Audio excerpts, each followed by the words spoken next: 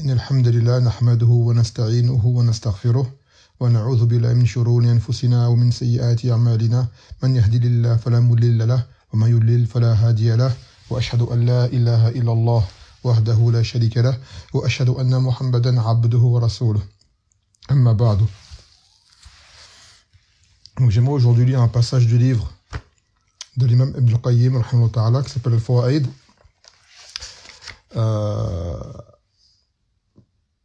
Un passage qu'il a nommé Qa'ida Jali ou Jalila, dans lequel il explique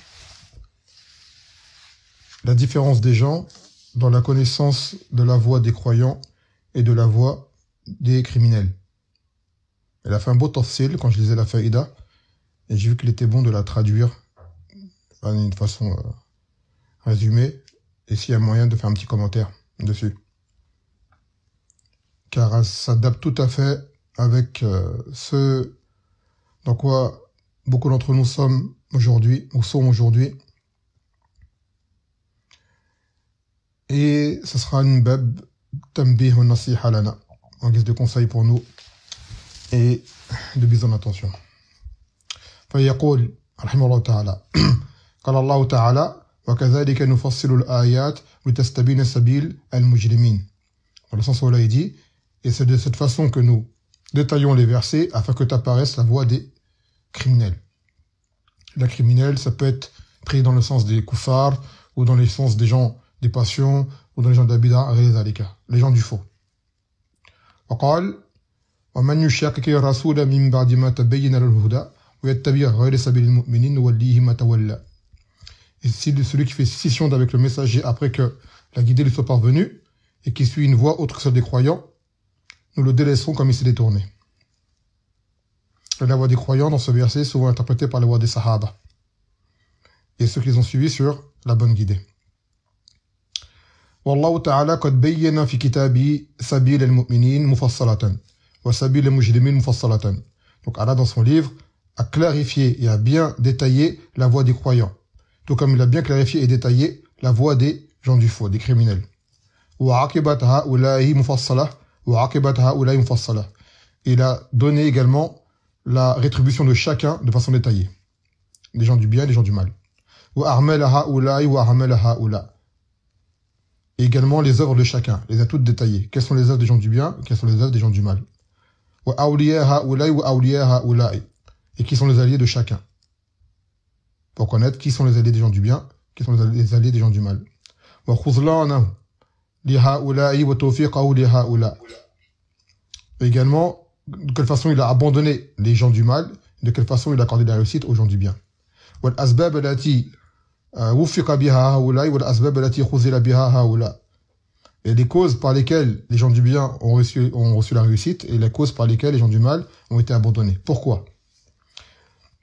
وجل سبحانه الأمرين في كتابه وكشفهما وأوضحهما وبينهما غاية البيان حتى شاهدتهما البصائر كمشاهدة الأبصار للضياء والظلام. Donc Allah Azza wa Jal les a bien dévoilés, les a bien clarifiés, les a bien éclaircis de la meilleure façon, de sorte que toute clairvoyance, ou plutôt que chacun, que cela apparaisse tout comme on peut distinguer entre la lumière et les ténèbres. Non. فالعالمون بالله وكتابه ودينه عرفوا سبيل المؤمنين معرفة تفصيلية وسبيل المجرمين معرفة تفصيلية. Donc ceux qui connaissent Allah Azza wa Jal et qui connaissent son livre et sa religion ont connu la voie des croyants de façon détaillée. Et ils ont également connu la voie des gens du mal de façon détaillée.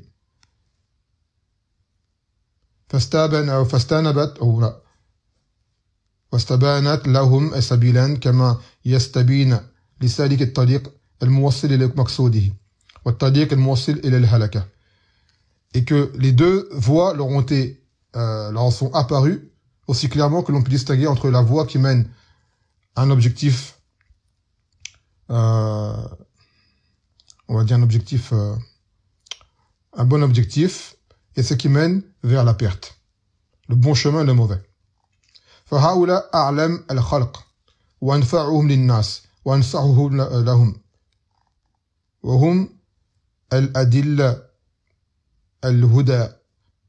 Il a dit ces gens-là, c'est-à-dire qui ont connu les deux voies, ce sont les gens les plus savants de la création, les gens les plus utiles pour les gens et les meilleurs conseillers et les indicateurs vers la guidée. وبذلك برز الصحابة على جميع من أتى بعدهم إلى يوم القيامة. C'est pour cela que les Sahaba sont distingués de tous ceux qui sont venus après eux, c'est-à-dire ils sont meilleurs qu'eux, et cela est clairement apparu pour tout le monde. فإنهم نشأوا في سبيل الضلال والكفر والشرك والسبل الموصلة إلى الهلاك وعرفوها مفصلة. Pourquoi? Car ces gens-là de base, les Sahaba, ils ont en premier lieu été sur la voie de l'égarement, de la mécréance et de l'association. Ils étaient sur les voies qui menaient vers la perte. Donc ils ont connu en détail ces voies-là. ثم جاءهم الرسول صلى الله عليه وسلم فأخرجهم من تلك الظلمات إلى سبيل الهدى وصراط الله المستقيم فخرجوا من الظلمات الشديدة إلى النور التام من الشرك للتوحيد من الجهل للعلم من الغي إلى الرشاد ومن الظلم إلى العدل. Donc il a dit après le Nabi sallallahu alayhi wa sallam, justement, leur est venu, il les a sortis de ces ténèbres vers la voie de la guidée et vers le chemin d'Allah subhanahu wa ta'ala, le chemin droit. Et il les a sortis des ténèbres vers la lumière complète. Et du shirk vers le tawhid. Il les a sortis de l'ignorance vers le savoir. Et de l'égarement vers la droiture. Ainsi de l'injustice vers la justice. ومن حيرة العمى والعمانة إلى الهدى والبصائر. Et il les a sortis également de l'égarement et, je sais pas comment on dirait, de l'obscurité ou l'aveuglement, on dirait comme ça, vers la guidée et la clairvoyance. فعرفوا مقدار ما نالوه وظفروه به ومقدار ما كانوا فيه فإن الضد يظهر ويظهر حسنه الضد. Donc là, ils ont su la valeur de ce qui leur a été accordé, de ce dont ils ont été gratifiés comme bien. Et également, ils ont su la valeur de la voie qui suivait auparavant, le mal sur lequel ils étaient. Car, on va dire qu'une chose n'apparaît, le bien d'une chose n'apparaît qu'en connaissance de son opposé. Le bien d'une chose n'apparaît qu'en connaissance de son opposé. Donc, comme ils ont connu la jahiliya, ils ont bien compris ce qu'était l'islam. Donc, les choses n'apparaissent que par leur opposé. On ne connaît une chose que par son opposé. Par exemple, le shirk, on connaît, ou plutôt le tawhid, on connaît en connaissant le shirk. Le bien, on le connaît en ayant connu le mal. Errez les zalika. فازدادوا رغبة ومحبة في من انتقلوا إليه ونفرة وبغضا لما انتقلوا عنه وكانوا أحب الناس في التوحيد والإيمان والإسلام وبعض الناس في ضده عالمين بالسبيل على التفصيل. Donc ces gens-là, cela leur a ajouté encore plus de motivation et d'amour pour la voie vers laquelle ils se sont dirigés. Et cela leur a accordé encore plus de dégoût et de détestation de la voie de laquelle ils sont sortis. A dit le mal. Et ils sont les gens qui aiment le plus le tawhid et la foi et l'islam. Ils sont les gens qui détestent le plus ceux qui s'y opposent.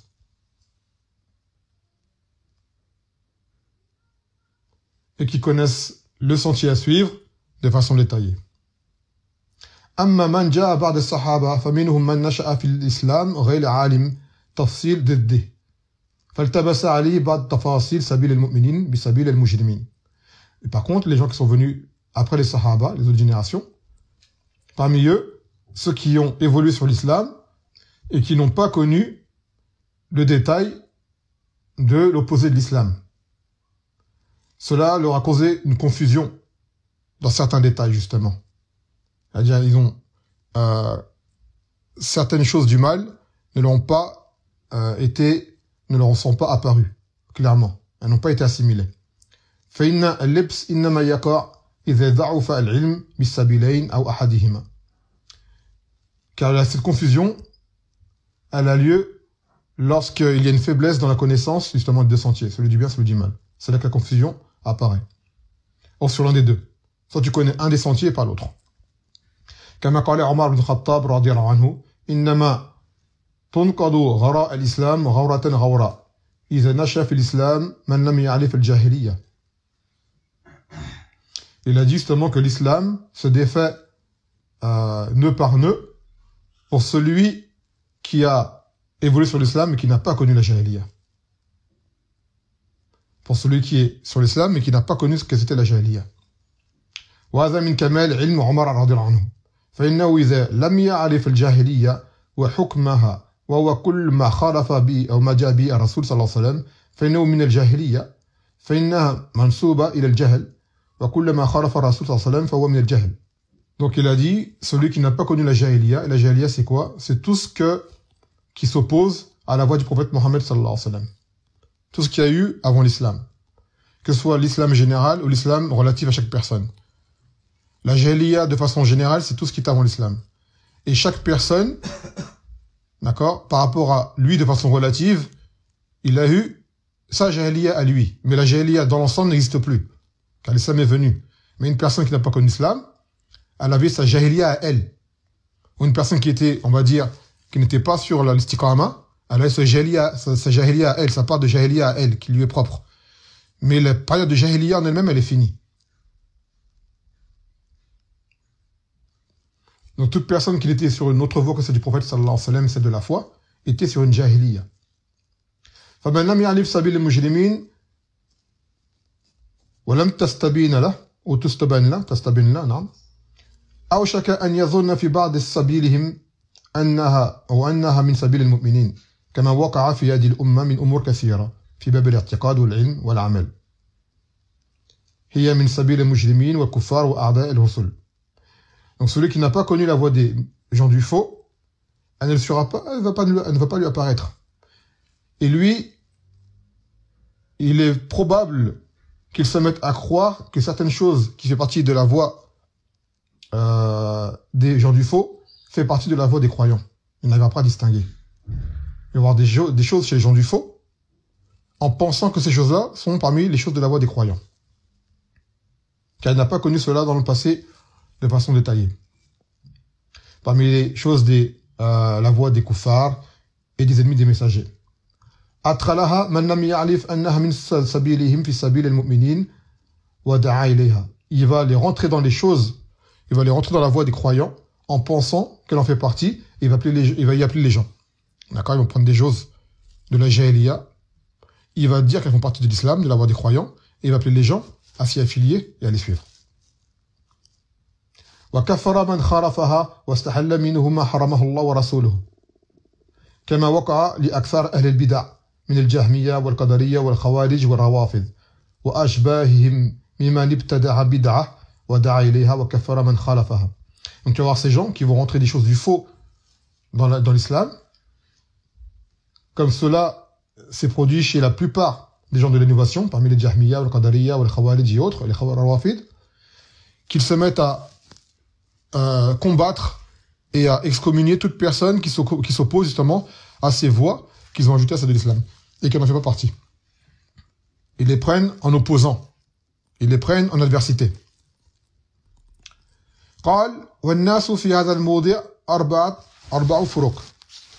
Donc il dit les gens dans cette question sur les quatre catégories. Quatre catégories.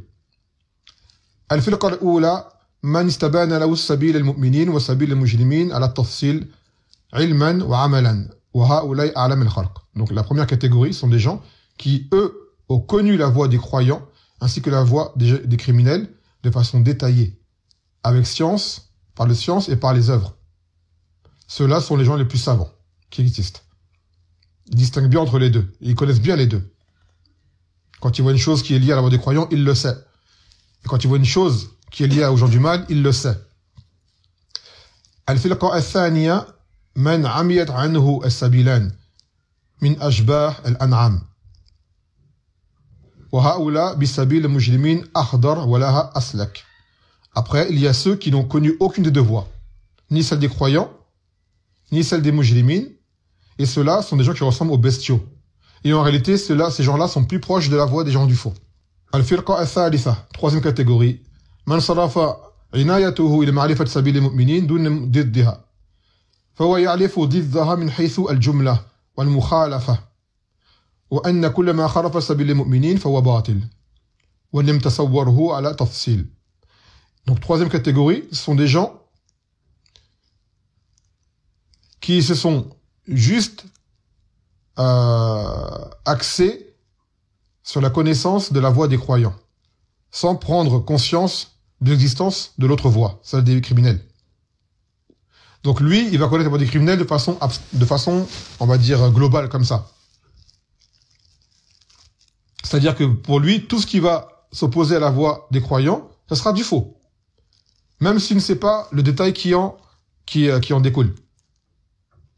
بل إذا سمع شيئا مما خالف سبيل المؤمنين صرف سمعه عنه ولم يشغل نفسه بفهمه ومعرفة وجه بطلانه. Par exemple, si c'est quelqu'un qui il va entendre une chose qui s'oppose à la voie des croyants, il ne va pas y porter attention, il ne va pas s'en préoccuper à la comprendre pour savoir quel est le faux, quel est le côté faux de cette chose-là. Il va même pas y prêter attention.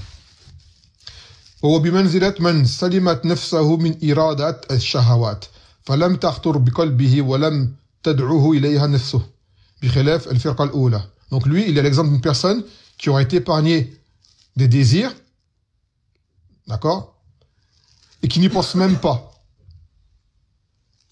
et qui n'en est pas attiré. Il n'a pas de shahawat. قال بخلاف الفرقة الأولى فإنهم يعرفونها وتميل إليها نفوسهم ويجاهدونها على تركها لله. Contrairement à la première catégorie, ceux qui ont bien connu les deux voies, eux, ils ont connu les choses du mal, ils les ont voulu, les ont désirés, cependant, ils font l'effort sur eux-mêmes de les repousser et de les délaisser pour Allah Azza wa Jal. Car ils ont connu c'est quoi le mal. Donc ils ont encore des choses du passé, d'accord, qui les attirent, qu'ils connaissent. Malgré cela, ils combattent leur nefs pour les repousser, et cela pour Allah Azza wa Jal. وقد كتبوا إلى عمر بن الخطاب يسألونه عن هذه المسألة أيهما أفضل. Et Omar ibn Khattab a été interrogé dans cette question. Qui des deux est meilleur? Celui qui n'a pas de shahawat et qui n'y pense même pas, et celui qui a des envies, mais qui les délaisse. Elles viennent à l'esprit, mais les délaisse. فكتب عمر إن الذي تشتهي نفسه المعاصي ويتركها لله عز وجل ثم قرأ الله عز وجل الذين امتحن الله قلوبهم للتقوى لهم مغفرة وأجر عظيم. Donc Omar, il a dit ceux qui ont des désirs, des choses qui les attirent, des choses mauvaises, parmi les désobéissances, mais qui les délaissent pour Allah subhanahu wa ta'ala, font partie de ceux dont Allah, dans le sens où il a dit, ceux dont Allah a éprouvé le cœur par la piété, par la crainte, ils auront un pardon et une récompense immense. Car ces gens-là, ils auront fait un effort sur eux. Une chose les attire et qu'ils veulent et qu'ils souhaitent, malgré cela, ils ne la délaissent. Et ça, c'est en réponse pour des gens qui, justement, se mettent dans l'istiqama et qui, des fois, se disent, subhanallah, au fond de moi, j'ai envie de telle chose, de telle chose, de telle chose. Et ils se font du remords et ils s'en veulent. On leur dit non, justement. Cette chose-là, le fait que tu la délaisses, bien que tu y penses et que tu la connaisses et que tu en sois attiré, mais que tu la délaisses pour Allah Azza wa Jal, cela est une chose qui est noble et louable. Et ta récompense sera décuplée pour cela, contrairement à celui qui n'a rien connu, qui n'en a pas envie. Il n'y pense pas car il ne connaît pas. Donc il a un effort moindre à faire sur lui-même, contrairement à celui qui a connu ces choses-là.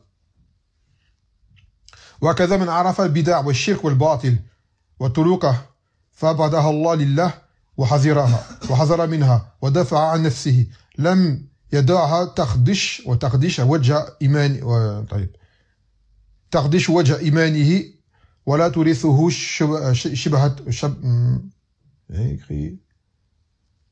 ولا شكا. نعم. Également celui qui a connu les innovations, le shirk et le batil, et qui a connu les voies qui y menaient et qui les détestait pour Allah Azza wa Jal. Et qui s'en voit averti, qui a mis en garde contre elles. Et qui les a repoussées et qui ne les a pas laissés, on va dire, égratigner sa foi et ni de laisser d'ambiguïté ou de doute. بل يزداد بمعرفتها بصيرة في الحق ومحبة لها وكراهة لها ونفرة عنها. Et celui, au contraire, justement, en disant cela, il a eu encore plus de clairvoyance dans la vérité, et il a encore plus d'amour pour cette vérité. Et encore plus de répugnance pour ce faux. Et s'en est encore plus éloigné.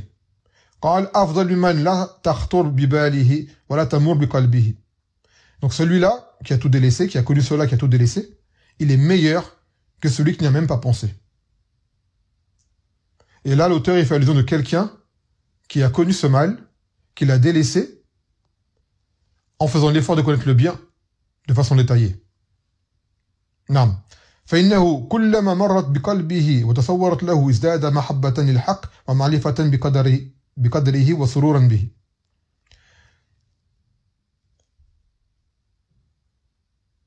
Donc à chaque fois qu'il voit une chose qui l'attire, qui est mauvaise, mais qui la délaisse, cela le fait encore plus aimer la vérité. Et encore plus aimer la religion. Et voir encore plus sa valeur qu'elle a, et encore plus de joie d'y être affilié. Et donc là, sa foi s'en va renforcer. كما أن صاحب خواتر الشهوات والمعاصي كلما مرت به فرغب عنها إلى ضدها ازداد محبة لضدها ورغبة فيه وطلبا له وحرصا عليه. Comme celui qui a connu ce mal, lui, à chaque fois que ce mal lui est exposé, il s'enfuit encore plus. Et se rapproche encore plus de la vérité. Il fait encore plus d'efforts pour aimer la vérité. Pourquoi? Pour combattre cette chose qui est en lui. فما ابتلى الله سبحانه عبده المؤمن بمحبة الشهوات والمعاصي وميل نفسه إليها إلا ليسوقه بها إلى محبة ما هو أفضل منها وخير لها وأنفع وأدوم. Donc Allah Azza wa Jalla n'a pas éprouvé un croyant par l'amour des shahawat, des désirs et des désobéissances, et par l'attirance de ces choses-là, si ce n'est pour que le diriger vers ce qui est meilleur. Le croyant sincère, lorsqu'il aura envie d'une chose qui est haram, pour s'en débarrasser et pour s'en délier, il fera un effort pour s'accrocher encore plus à la vérité, et ce qui va augmenter son amour pour cette vérité-là, car il en verra la valeur, et cela sera plus continu, plus régulier et plus utile pour lui. وليجاهد نفسها على تركها له سبحانه فتليسه تلك المجاهدة الموصل إلى المحبوب الأعلى.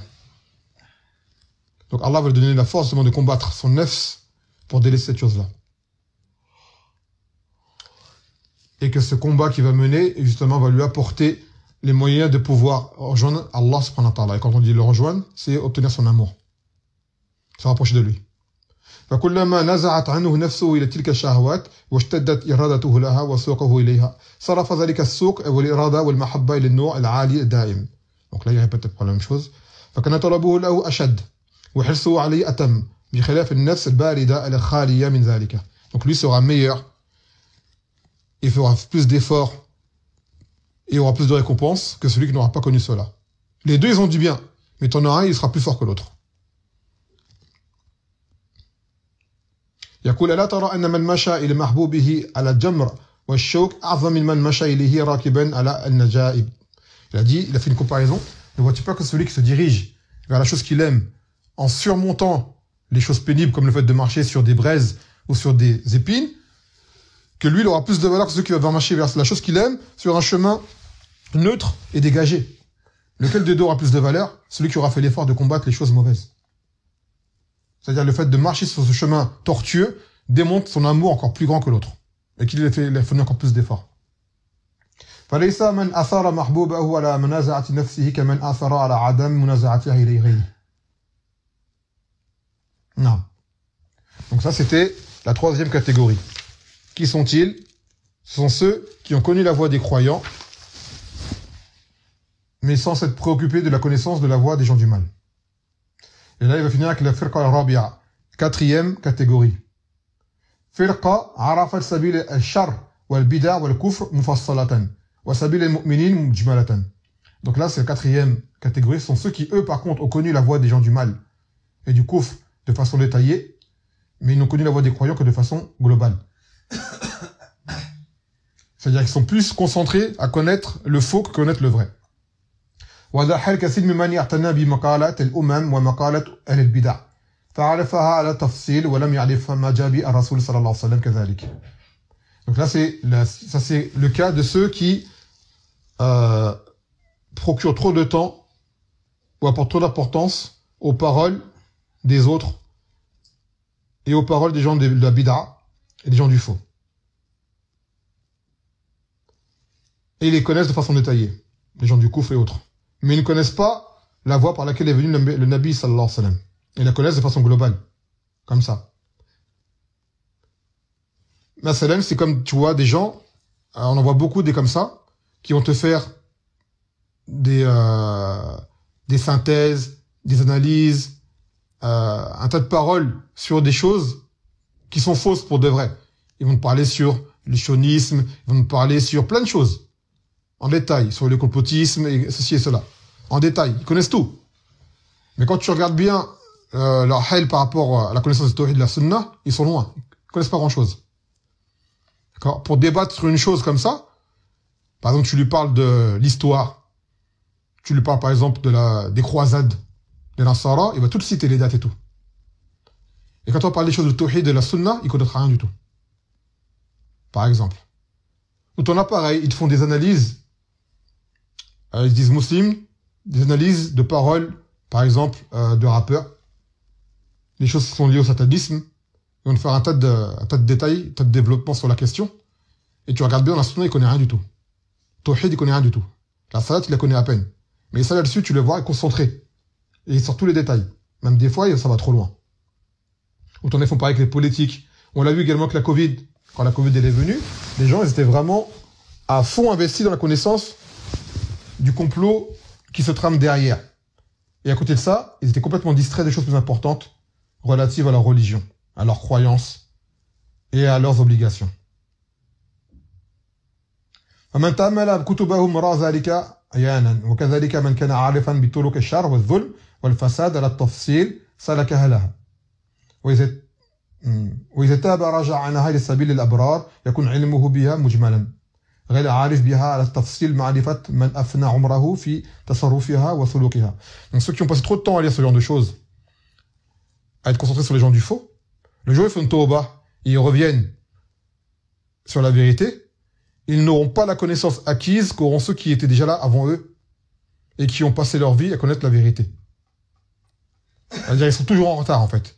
Ils ont perdu trop de temps dans les choses qui leur étaient inutiles. À titre d'exemple, vous voyez également ces gens-là qui débattent avec les gens du livre, avec les Nasara précisément. Ils connaissent leur Bible, tous les détails, tous les versets, les exégèses et tout. Et tu vois dans le Coran, il ne connaît pas grand-chose. En langue arabe, il ne connaît pas grand-chose. En sunna, il ne connaît pas grand-chose. En aqida, il ne connaît pas grand-chose. Quand il va débattre avec un chrétien, il va tout le sortir. Contradiction, verset, telle parole, tel et tel fait, en détail. Mais tu le ramènes sur la aqida sahiha, tu verras que la personne n'est pas là. Il ne connaît pas grand-chose. Ou voire même pire, il invente des choses. En faisant une comparaison avec ce qu'il connaît comme il a comme sens du livre, des gens du livre, il fait des qiyas. On appelle ça des, comment on appelle déjà? Analogies. Les analogies, ce qui l'emmène à s'égarer et à se perdre. Pourquoi? Car il a connu la voie des criminels en détail, sans pourtant s'être concentré sur la voie des croyants en détail. Non. Donc en gros, voilà ce que l'auteur cite ici, l'importance de connaître en détail les deux voies, le juste milieu. Connaître la voie des croyants et celle qui s'y oppose en détail. Celui qui connaît la voie des croyants, et pas celle des gens du faux en détail, c'est quelqu'un de bien également. Cependant, il aura, on va dire, un manque.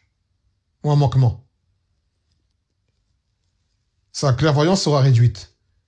Et l'autre qui connaît la voie des gens du faux en détail, mais pas celle des croyants, lui également. Et lui sera peut-être amené à pouvoir s'égarer. Donc le but, c'est de connaître les deux. L'islam appelle à connaître les deux. De connaître la voie des croyants de façon détaillée, et celle des criminels de façon détaillée, pour pouvoir faire le contrepoids, que ça fasse l'effet de contrebalance. Non. Et c'était justement l'avantage que tu trouves chez beaucoup de gens qui étaient dans l'égarement auparavant, qui étaient dans leur jahiliya, soit dans le koufr, qui sont convertis, ou soit dans l'égarement, c'est-à-dire qui sont d'origine musulmane, mais jeunes, ils n'ont pas pratiqué, ils étaient comme les autres, comme les koufars, puis ils sont repentis plus tard. Tu verras souvent, chez ce genre de personnes, un attachement plus fort, et souvent tu les verras rentrer sur la voie droite, sur la salafiyya. Regardez bien souvent ceux qui étaient des gens, qui étaient des délinquants, ou des gens qui étaient loin, souvent quand ils reviennent dans l'islam, par conversion ou par repentir, ils se mettent sur la sunna. Ils ne viennent pas des Ikhwan, des soufis ou des choses bizarres. Souvent, ils reviennent vers la sunna. Pourquoi? Pour avoir connu l'égarement en détail et pour désirer connaître la vérité en détail. Non. Et également, ce passage nous réconforte pour ceux qui ont des envies en eux, des attirances vers les choses mauvaises, par leur passé qu'ils ont connu, et qui s'envolent pour cela. On dit, il n'y a pas à son vouloir. Tu n'auras ton vouloir que si tu tombes dedans. Et que tu n'arrives pas à résister. Et là, tu pourras t'en vouloir. Mais le fait que cela vienne, mais que tu repousses, cela t'accordera encore plus de récompenses auprès d'Allah subhanahu wa ta'ala. Et plus tu vas combattre, et plus Allah te donnera la force de combattre. Mais il faut combattre. Non. هذا الذي رأينا اليوم بهذه المقالة فسبحانك وبحمدك لا إله إلا أنت أستغفرك وأتوب إليك